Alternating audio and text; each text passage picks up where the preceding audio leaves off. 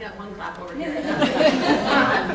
Well, I get the privilege of talking about our ESOP, and one of the things that we want to showcase is its benefit, the benefit of the ESOP, and what it is, what it did this past year, what we're doing this year, and how it was integrated with our 401k safe harbor program. I like to call it the marriage between the two. You know, I don't have a clicker. Sorry. Thank you. Okay, so, so if you recall, we've got actually two retirement plans with, for our employees. We've got the ESOP and the 401k. And while they're married, they're still two separate plans. So I wanted to take everybody through a little bit of what it means to be eligible for these plans. So prior to 2018, really to be eligible for the 401k, you had to be a new, could be a new hire and 21 years of age. And to be eligible for the match, you had to be deferring into your individual 401k. Prior to this past 2018, to be eligible for the ESOP was a little bit harder. You had to, traditionally it was closed to new participants. When we opened the ESOP in 2012, employees could put money from their 401k into the ESOP, but then unless the company made a contribution to it, it was really closed to any new hires or any other new participants. And traditionally, you had to work for a year of service and have certain hours in order to be eligible for it.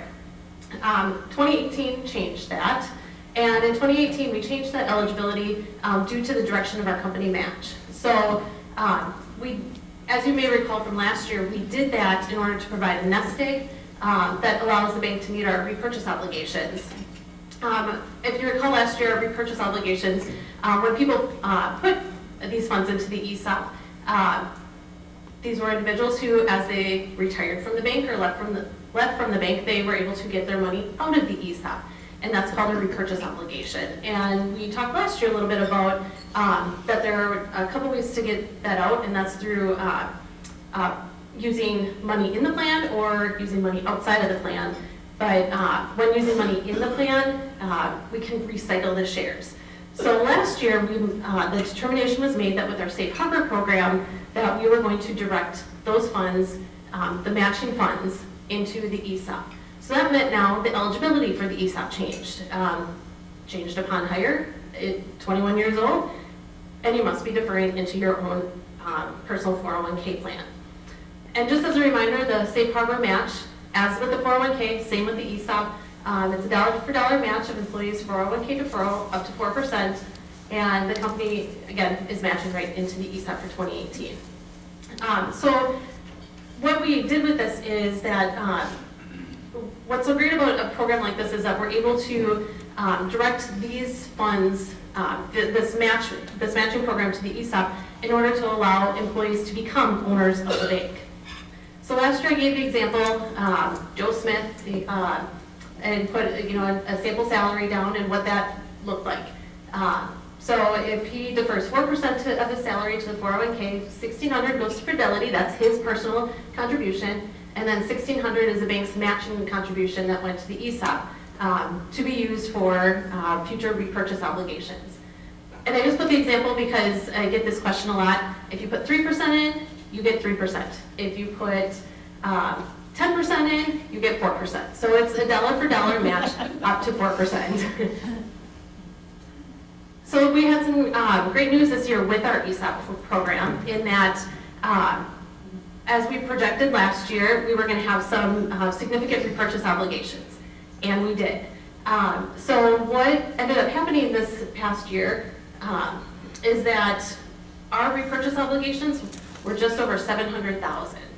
And so we were able to take all the cash in the plan, which included just previous cash that had built up into the plan, our dividends that we've had received, and then our safe harbor matching contribution. So we estimated the $490,000 to be for the entire 2018 year, which equaled out to just over $700,000. And so we were able to then take majority of, almost all that money really, and meet our repurchase obligation through that, which then means that 8,500 shares or about that are redistributed to all the employees in the plan. So if you were contributing to your 401k this year, you are now, and if you haven't been already, you are now a shareholder of the bank. You have shares in the plan, and we were able to reinvest those shares back into this plan.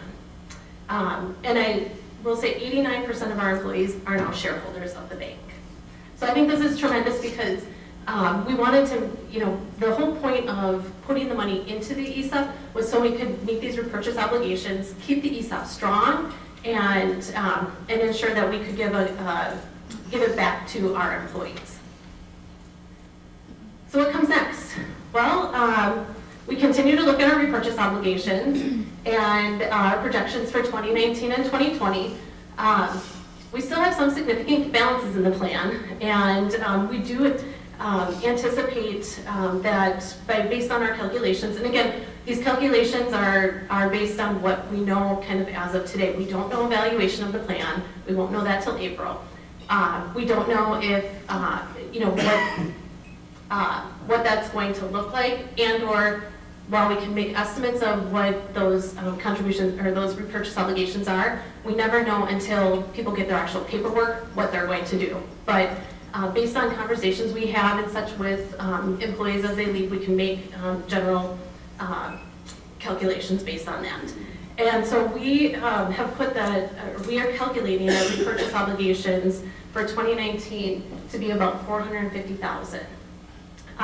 So this month we go to the board this month and have to make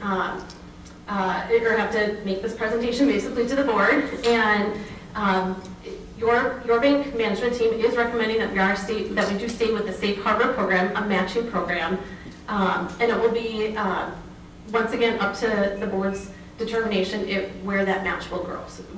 So we will make the recommendation to stay at the Safe Harbor program, continue a matching program, but we wanted to make you aware of what next year's repurchase obligations could look like, as well as that the board may make the determination again in this next year to place the Safe Harbor match into the ESOP. I think that is all I had. Did anybody have any questions? I know I kind of go through that fast, and we still have on our portal a frequently asked questions. We've got the value of the ESOP up until the 2017 valuation.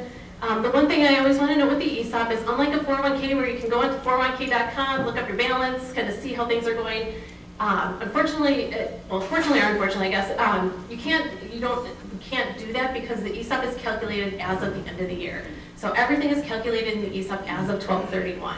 So everything in, everything out, just gets calculated as of that date. So I can't give you statements right now, and that's why you get your annual statements in June, because it gets calculated after the final valuation, and that ends in April, and then we have to go through, the paperwork part of it, I guess. So come June, you will get statements, and you should see a lot of this reflected in those statements then.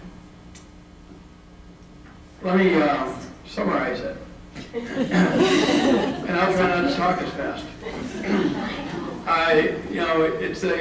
It's a complicated topic. It's something that if you're really close to retirement, you're really focused on.